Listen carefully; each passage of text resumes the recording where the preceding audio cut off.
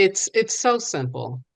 It's so simple because one thing about indigenosity is that it is spiritually intelligent and understands that we really are vibrational creatures.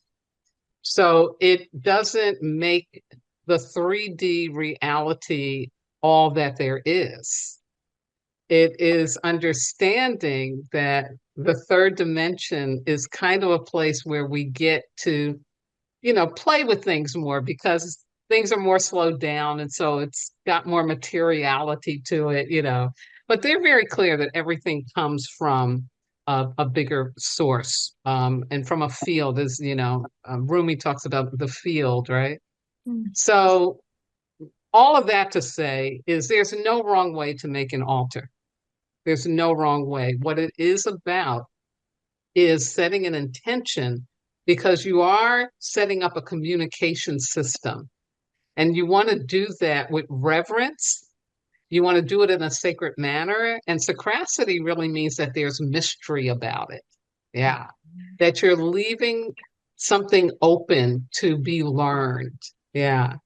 So I tell people start very simply, and then it will grow as and evolve as in the timing that it needs.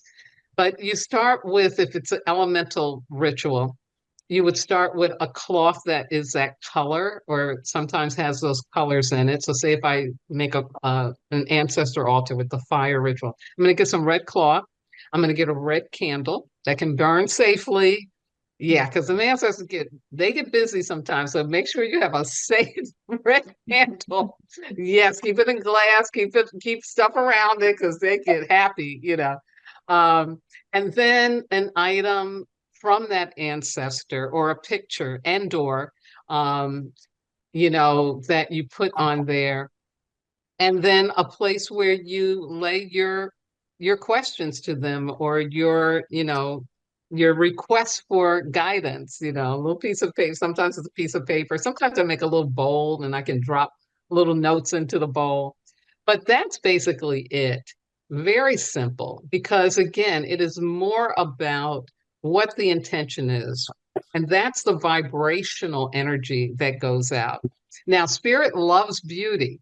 Spirit loves beauty. And what does that mean? That means that when we take the time to really listen to our creative expression and that we set that intention, I want this to be attractive.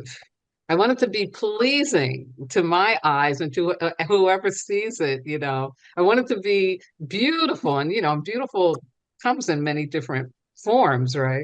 But spirit loves beauty. And so, with that intention of simplicity, of beauty, and knowing that it will grow as it needs to over time, yeah, you're on your way to a good altar. Yeah. Absolutely. So just you keep it simple and then it just grows. I had an altar in every corner in my house in Milwaukee. Every corner, every tabletop. There was altars all over the place. Because it would just call me. It's just like, okay, we need something here. Okay, you start out very minimally. So, and altars again, that becomes a portal, like I said, a communication place. So you treat it with honor. And some altars you don't keep in the bedroom where you have intimate relationships because that energy of intimate relationships, which again in Western culture we don't talk about enough, but it's really connected to really, really powerful energies in the cosmos.